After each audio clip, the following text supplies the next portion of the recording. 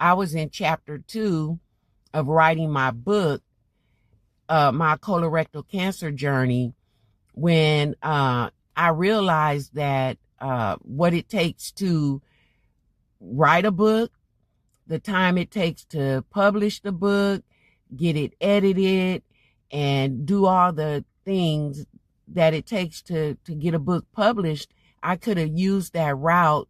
I thought about while I was, being diagnosed, and while I was going through the treatment, and while I was experiencing all the different phases and pains and challenges within the treatment, I needed something right then and there, So I wasn't running out, as I said before, I wasn't running out to Barnes and Noble trying to find a book about colorectal cancer when I was there watching YouTube videos where people were sharing their journeys and sharing their experiences and talking about having the ileostomies and colostomies. At that time, I did not know that I would have one too. It was really early, because I was in treatment and I was just trying to get surgery. But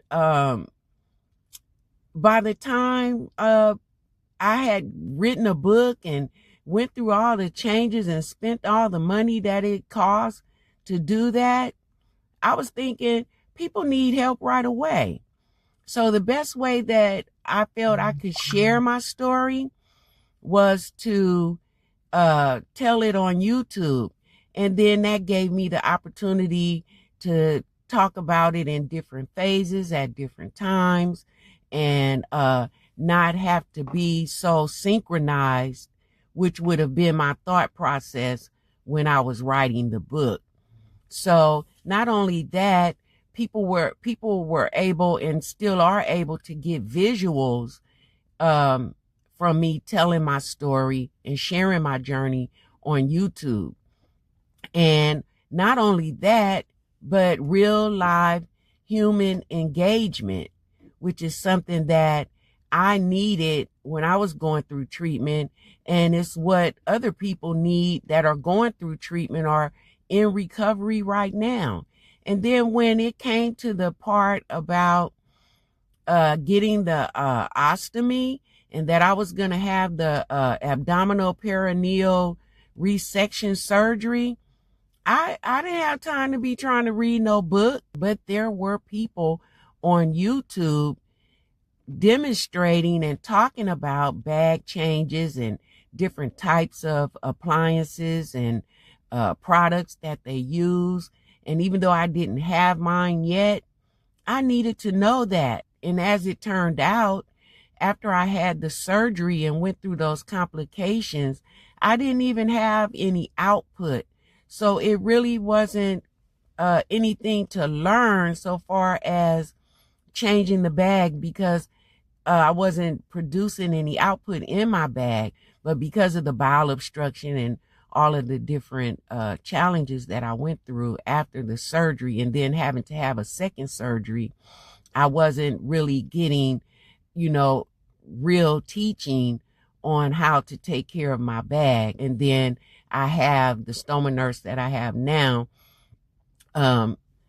It just, the lessons and the learning and the things that I needed to know just wasn't there, And so because I had saw all of these different videos from different ostomates, I was able to change my bag and take care of my stoma after I had come home from the hospital.